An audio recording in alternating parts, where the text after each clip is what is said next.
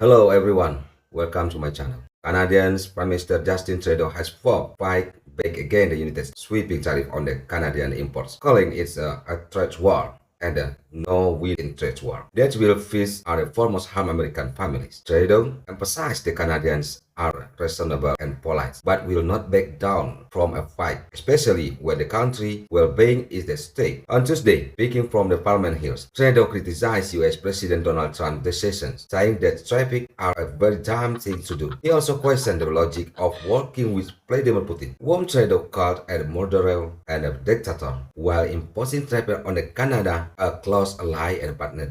Come on, let's make Trudeau's speech. On our Check it out. country and the well-being of everyone in it is at stake.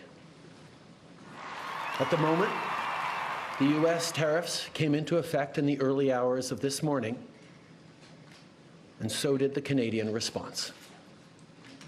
Canada will be implementing 25% tariffs against $155 billion worth of American goods, starting with tariffs on $30 billion worth of goods immediately, and tariffs on the remaining $125 billion of American products in 21 days' time.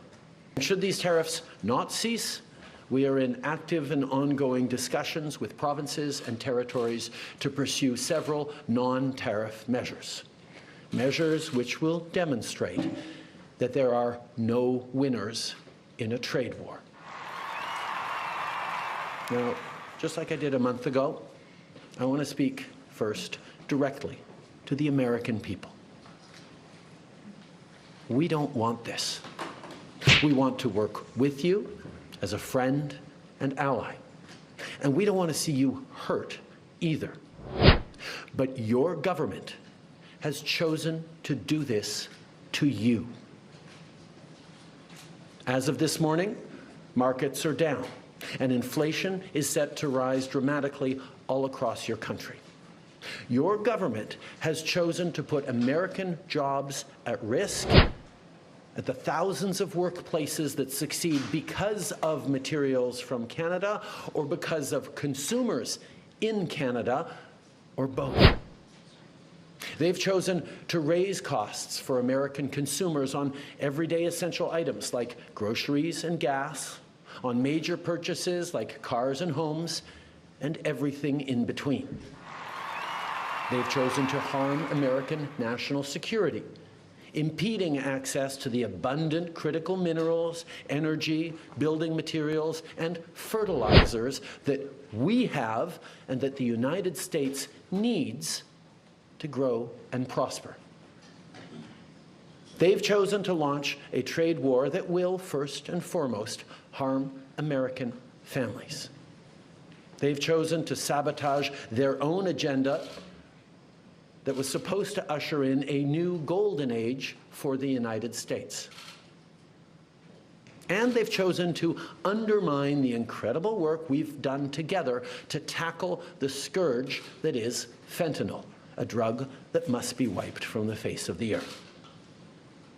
So on that point, let me be crystal clear. There is absolutely no justification or need whatsoever for these tariffs today. Now, the legal pretext your government is using to bring in these tariffs is that Canada is apparently unwilling to help in the fight against illegal fentanyl. Well, that is totally false. Let's look at the facts. Our border is already safe and secure. Far less than 1% of fentanyl flows and less than 1% of illegal crossings into the United States comes from Canada. But we acted because we know we can always do better. We responded to concerns, including from the President, by implementing an ambitious $1.3 billion border plan. A border plan that includes generational investments in new AI and imaging tools to stop the flow of fentanyl in its tracks, stronger coordination and information sharing with American agencies, along with the deployment of drones, helicopters, and additional personnel to keep our border secure. Now, a month ago, as part of an agreement with the United States that paused the tariffs, we made further commitments. We appointed Kevin Brosseau as our fentanyl czar, a man who dedicated his multi-decade career in law enforcement to combating organized crime networks and drug trafficking. We designated 7 drug cartels, sick, evil groups who cynically profit off the pain and suffering of people on both sides of the border, as the terrorist organizations that they are. And just yesterday, we launched a new joint operations partnership supported by a $200 million investment between Canada's security and law enforcement agencies, a partnership that will enhance the coordination of information and intelligence in order to thwart criminal gangs involved in the illegal fentanyl trade. And critically, our actions are working. As the U.S. Customs and Border Protection just acknowledged, there was a 97% drop in fentanyl seizures from January compared to December, to a near zero low of less than half an ounce seized in January, even with all the further enforcements and actions we've taken at the borders. In sum, we stepped up. We engaged closely and constructively with the President and his administration. We did everything we promised. We stuck to our word. And we did it because we believe in working together to protect our citizens. Now I want to speak directly to one specific American, Donald. In the over 8 years you and I have worked together, we've done big things. We signed a historic deal that has created record jobs and growth in both of our countries. We've done big things together on the world stage, as Canada and the US have done together for decades, for generations. And now we should be working together to ensure even greater prosperity for North Americans in a very uncertain and challenging world. Now, it's not in my habit to agree with the Wall Street Journal, but Donald, they point out that even though you're a very smart guy, this is a very dumb thing to do. We two friends fighting is exactly what our opponents around the world want to see. And now, to my fellow Canadians, I won't sugarcoat it.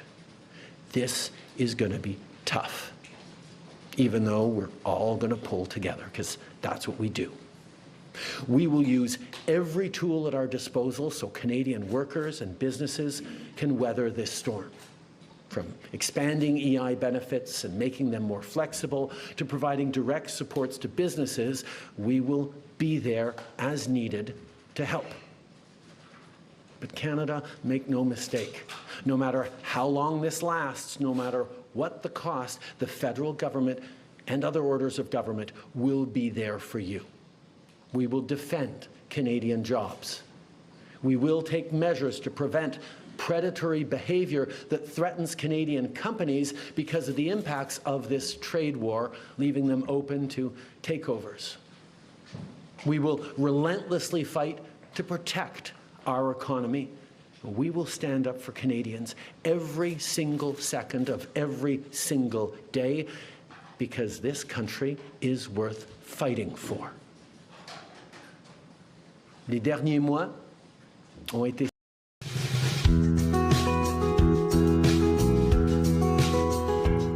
Don't miss subscribe